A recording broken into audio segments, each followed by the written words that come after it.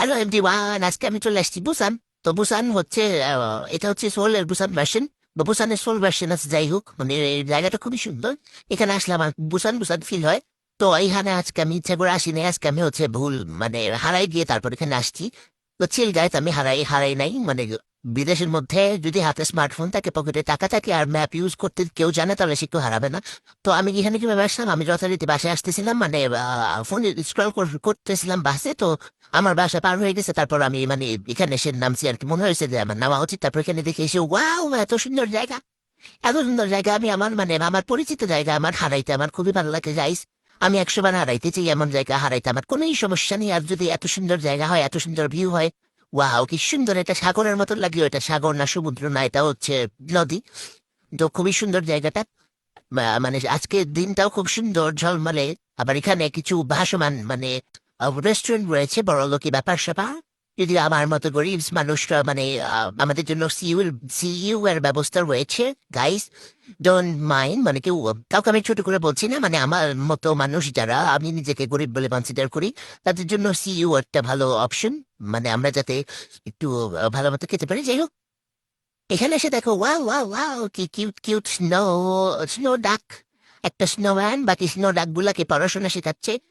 তো খুবই ভালো বিষয়, খুবই ভালো উদ্যোগ, আমি ওকে অ্যাপ্রিসিয়েট করি। একটা বোটের মধ্যে মানে ও একটা বোট আর কি, জাহাজের ছোট মিনি ভার্সন ওই বোট, মানে আমার এই আর কি, বুঝছো তোমরা, ওখানে ওটা দাও আর কি। যাই হোক, তো আমি হাঁটা শুরু করলাম। তো তোমরা তো জানোই আমি হচ্ছে মানে খুবই পরীক্ষা নিরীক্ষা সাইন্টিফিক্যালি মানে যাচাই বাছাই করতে পছন্দ করি। তো আমার কাছে মনে হলো যে একটু যাই পানিটা যাচাই বাছাই করি।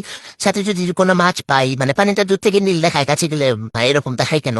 মানে যাচাই বাছাই করা বা পরীক্ষা নিরীক্ষা করা, এক্সপেরিমেন্ট করা তো বিষয় নয়। বিষয় হচ্ছে যদি মাছ পাই, বিষয়টা খুব খারাপ হয় না, বুঝানো?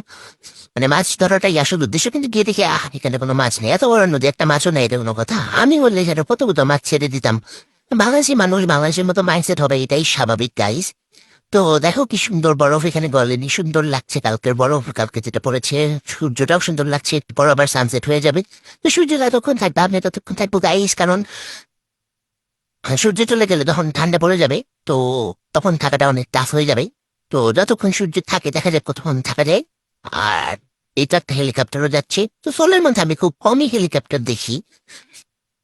আর আমরা সোলের মানে কোরিয়ার আই থিঙ্ক সব থেকে বড় বিল্ডিং দেখে ফেললাম। আচ্ছা তাই শোনো, আমি হচ্ছে কোরিয়ার নতুন এসেছি, তো অনেক ইনফরমেশন একদম 100% কারেক্ট নাও হইতে পারে, আবার নামগুলো কারেক্ট না হইতে পারে। এই জন্য আমি কোন জায়গায় আসছি এটার নাম বলতে চাই না।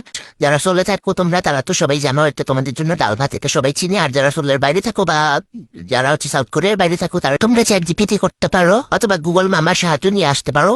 আর যদি কোনো সাহায্যই না পাও আমাকে জানাবে, আমি তোমাদের নাম বলে দিব তখন। ওয়াও দেখো কি সুন্দর পাখি উঠছে, মানে প্রকৃতি ভাই এত সুন্দর জায়গায় এসে তার মন খারাপ থাকবে বলে আমার মনে হয় না। মানে আমার ওই যে মুখের মধ্যে না, সরি, মনের মধ্যে একটা গান বাজতেছে, I'm not single, I'm just dating myself. মানে ওরকম ভাই, এমন সৌন্দর্য হলে কাউরে লাগে না। মন খারাপ 1 মিনিটেই উতাও হয়ে যাবে। মানে মনে হচ্ছে মাঝে মাঝে হারাই গিয়েও ভালো কিছু পাওয়া যায়। হারাই যাওয়া উচিত মাঝে মাঝে ইচ্ছা করেও।